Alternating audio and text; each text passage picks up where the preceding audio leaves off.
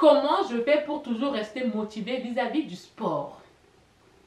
Hello tout le monde, bon retour sur ma chaîne. Bonjour à toutes les nouvelles, bonjour à tous les nouveaux. Soyez la bienvenue au meilleur endroit pour booster ta vie et la passer au next level. Ici on parle de bien-être physique, bien-être mental, développement personnel, mais aussi de l'amour.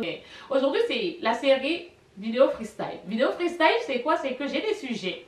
J'ai deux sujets et je vais en choisir un pour vous parler de ça. Je vais choisir un sujet là-dedans pour vous parler de ça, mais vous en faites pas, c'est des choses quand même qui peuvent vous aider, qui peuvent répondre à des problématiques chez vous, à des questions que vous posez sur certaines choses. Donc si tu me découvres que maintenant et que tu n'es pas encore abonné à ma chaîne, moi je t'invite à cliquer sur le bouton rouge s'abonner, tu actives tes notifications et comme ça tu es sûr de ne pas manquer mes prochaines vidéos. Sans plus attendre, let's dive!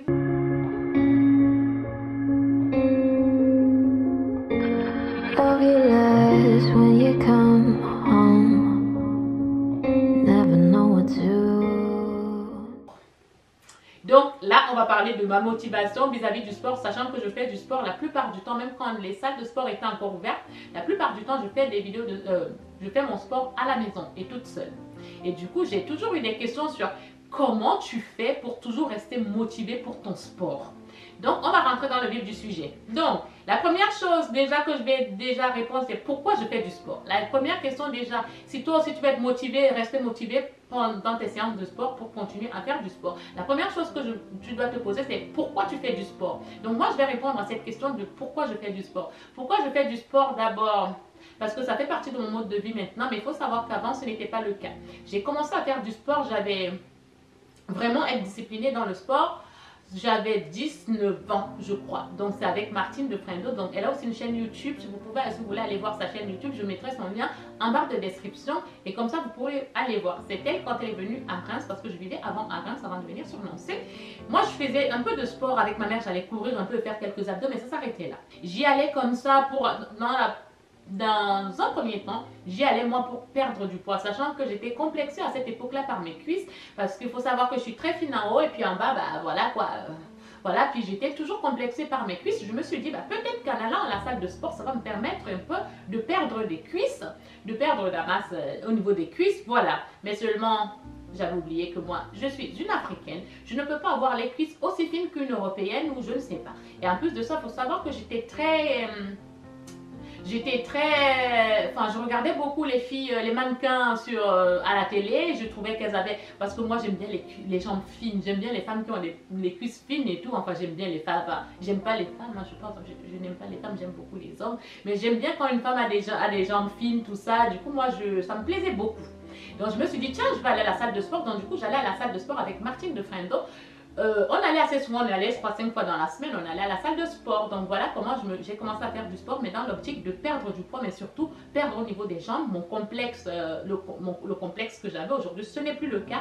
Je me suis dit, j'ai accepté, je suis une Africaine et une Africaine, elle a des formes et puis on a des cuisses, on a de bonnes cuisses, on a de bonnes fesses. Donc du coup, pourquoi me battre avec ça éternellement? Donc du coup, c'est comme ça que j'ai commencé.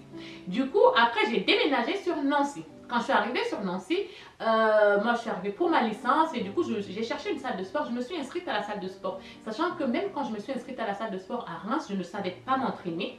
Je ne savais vraiment pas m'entraîner. Du coup, bah, si tu veux savoir t'entraîner, il faut que tu prennes un coach qui va te coacher, qui va te donner tout un programme. Bah, je n'avais pas d'argent pour faire ça. Donc du coup, j'arrive ici, je m'inscris à la salle de sport et je ne sais toujours pas m'entraîner. Sachant qu'à Reims, quand j'allais à la salle de sport, bah, mon complexe qui était mes cuisses, donc je voulais perdre des cuisses. Du coup, au lieu que je perde des cuisses, j'ai pris du volume au niveau des cuisses. Parce que tu veux perdre quelque part, je sais pas, tu veux perdre de la masse quelque part, surtout ne charge pas, n'est-ce pas? Donc moi, je ne savais pas m'entraîner. Donc je suis arrivée à Nancy, pareil, je me suis inscrite à la salle de sport, je ne savais pas m'entraîner. Donc qu'est-ce qui s'est passé? Du coup, j'ai commencé à chercher un peu sur YouTube et tout, des séances de sport et tout, tout en ciblant des parties que je voulais perdre. C'est là que je suis tombée sur Sissi Mua et qui fait des bikinis avec Sissi. Donc du coup, je trouvais que c'était super intéressant la façon de s'entraîner. Du coup, j'adaptais, je commençais à m'entraîner comme ça à la salle de sport. Sachant que je me suis dit, mais de toute façon, je peux faire ces trainings à la maison. Pourquoi je vais aller à la salle de sport souvent? J'ai commencé à m'entraîner beaucoup à la maison et toute seule. Et quand je travaillais, mes copines de travail me disaient, mais comment tu fais pour rester motivée en travaillant, en faisant du sport chez toi? Il y a tellement de tentations, tu n'es tellement pas motivée quand tu es toute seule pour faire ton sport que comment tu fais? Parce que moi, j'y arrive pas. Du coup, c'est là que je leur ai dit, mais en fait, j'aime bien en fait. Pourquoi j'aime bien? Parce qu'en fait, c'est rentré, j'en faisais 5 fois par semaine, donc du coup c'est rentré dans mon mode de vie. Du coup je le faisais même sans même m'en rendre compte que bah c'est un truc qui peut demander de l'énergie ou quoi que ce soit. C'est rentré, c'est devenu une habitude. Donc du coup je faisais du sport comme ça, c'est devenu une habitude et tout, et du coup j'aimais bien. Et quand je n'en faisais pas, je sentais que mon estime de moi était basse, parce que maintenant quand je fais du sport, mon estime de moi, enfin ça a augmenté mon estime de moi et la confiance en moi, parce que c'est pas évident de faire du sport tous les jours comme ça, de s'entraîner tous les jours et tout. Ça te fait du bien, tu te sens plus forte, tu te sens plus...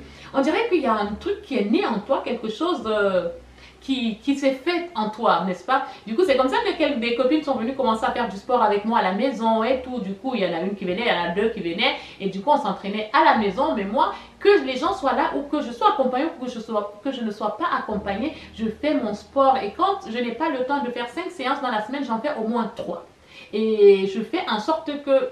En fait, au jour d'aujourd'hui, je ne peux pas me dire, sauf les week-ends où je ne m'entraîne pas, mais je ne peux pas me dire que je passe toute la semaine sans faire du sport. C'est pas possible, parce que je sais que ça va jouer sur mon estime de moi. Parce que faire du sport pour moi, ce n'est pas une question de poids au jour d'aujourd'hui. Ce n'est pas une question de poids, c'est une question de... Enfin, ça me fait du bien en fait. Je me maintiens, c'est vrai. En faisant du sport, je me maintiens et ça me permet de manger ce que je veux sans culpabiliser, à me dire que ouais, je vais penser à mon poids, je risque de prendre du poids là, machin. Non, je ne culpabilise plus au niveau du poids, mais je fais quand même attention à ce que je mange, mais je mange. Je ne me focus plus sur mon poids parce que c'est rentré dans mon mode de vie de faire du sport, n'est-ce pas? Donc voilà, donc ça répond à ça pourquoi je fais du sport. Bah, dans un premier temps, c'était pour perdre du poids, mais ça contribue à mon bien-être et puis à mon estime de moi. C'est vraiment question d'estime là au jour d'aujourd'hui au niveau du sport et surtout d'un peu de bien-être, de maintien. C'est pour ça que je fais du sport. Maintenant, le deuxième point, c'est qu'est-ce que ça m'apporte aujourd'hui de faire du sport. De faire du sport aujourd'hui, ça m'apporte oui, cette sensation de bien-être, cette sensation d'estime de moi, cette sensation, en fait, c'est un mode de vie, c'est mon lifestyle. Je ne peux pas me voir... Je ne me vois pas ne pas faire du sport.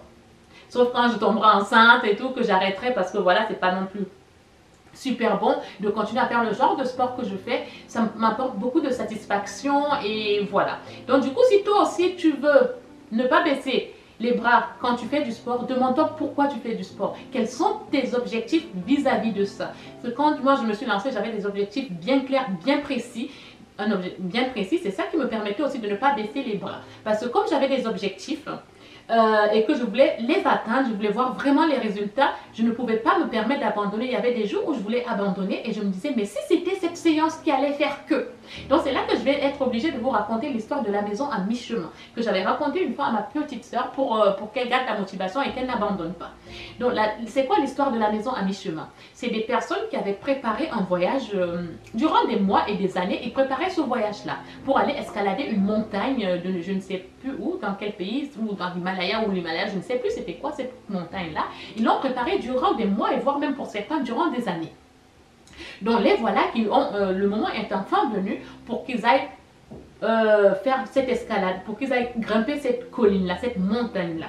Donc ils s'en vont, ils marchaient pendant des heures, ils se sont levés très très tôt, à 4h, 5h du matin pour aller justement réaliser, pour aller faire cette action qu'ils avaient programmée durant des mois.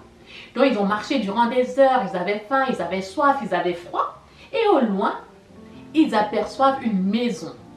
Une maison qu'on va appeler la maison à mi-chemin. Donc ils aperçoivent cette maison-là et ils décident de s'y arrêter, de se reposer un peu avant de continuer. Donc ils rentrent là, ils sentent l'odeur du chocolat chaud, ils sentent l'odeur de la chaleur, la maison elle est cosy, elle est confortable. Ils s'installent là, ils mangent et tout, ils se reposent, tout ça, ils discutent, ils boivent du vin, il y a tout. C'est vraiment l'endroit idéal lorsque tu as marché comme ça. Mais seulement, il leur reste encore la moitié du chemin pour arriver à leur objectif. Donc, il y en a à un moment donné qui commencent à se rhabiller pour partir et dire, bon là, on va peut-être reprendre le chemin si on ne veut pas rentrer à la maison trop tard. Pour qu'on arrive à la colline, on arrive à grimper, à arriver jusqu'où on a prévu d'aller. Du coup, il y en a qui s'habillent, qui partent et d'autres qui restent là, qui disent, ah oui, mais non, on est bien là et tout, non, on va rester là, on est bien là, ok.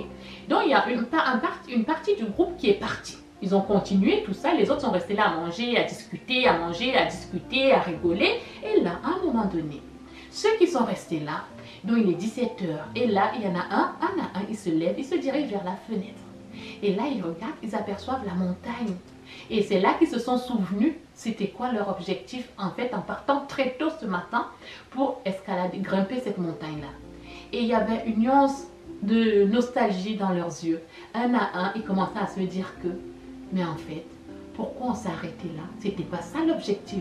Notre objectif, et on l'a préparé durant des années, c'était de grimper cette montagne-là, cette colline. Et là, on s'est arrêté là. Ils ont commencé à avoir des regrets.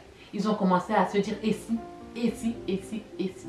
Donc, c'est comme ça que vous devez voir votre objectif, votre objectif. Et vous dites, et si c'était ça qui allait faire que? Donc, ne vous arrêtez pas, n'abandonnez pas. Si vous avez envie d'abandonner, pensez à cette histoire, à ces personnes-là qui sont restées dans cette maison-là, à manger, à boire, à discuter, et qui ont oublié l'essentiel. C'était quoi leur point de départ? C'était quoi leur objectif? Ils ne l'ont pas atteint, ils ont commencé à regretter, ils ont eu des regrets. Donc pour ne pas avoir de regrets, il faut aller jusqu'au bout de son objectif qu'on a mis en place, qu'on a préparé. Et voilà, moi c'était vraiment ça quand j'ai commencé à me lancer quand je me suis lancée au sport, si j'avais un objectif dans la tête et j'ai toujours été jusqu'au bout de cet objectif-là pour voir jusqu'où et pour voir si j'allais avoir les résultats que je voulais. Donc voilà l'histoire de la maison à mi-chemin. Si tu as envie d'abandonner, reviens sur cette vidéo, écoute l'histoire de la maison à mi-chemin et surtout n'abandonne pas tant que tu n'es pas encore arrivé à l'objectif que tu as envie d'arriver. Donc moi c'était vraiment ça ma devise, j'irai jusqu'au bout et je verrai les résultats que cela va m'apporter. C'est comme ça que je me suis retrouvée dans le sport et que le sport aujourd'hui est devenu un mode de vie, ça fait partie de moi. Je ne m'imagine pas sans, mais ce n'est pas comme une drogue, ce n'est pas une addiction. Il ne faut pas que ça devienne une addiction. Moi c'est vraiment, je le fais, il y a des jours où si je ne le fais pas, ce n'est pas grave, je me rattraperai demain. Mais je le fais quand même, c'est naturel, ça rentre dans mes habitudes, c'est comme ça, ce n'est pas autrement. Maintenant, pour conclure cette vidéo-là, le conseil pour garder la motivation, c'est écoute juste l'histoire de la maison à mi-chemin. En tout cas, j'espère que cette vidéo vous aura plu. Donc, c'est ce que je voulais partager avec vous, le secret de ma motivation vis-à-vis du sport, comment je fais pour rester motivée vis-à-vis du sport. Donc voilà, j'espère que cette vidéo vous aura plu et que ça vous permettra de vous remettre au sport. Mais surtout, demandez-vous surtout pourquoi j'ai commencé ça. Quels étaient mes objectifs dès le départ. Je vous fais de gros bisous. En attendant la prochaine vidéo, je vous fais de gros bisous. Je vous dis à très bientôt. Portez-vous bien.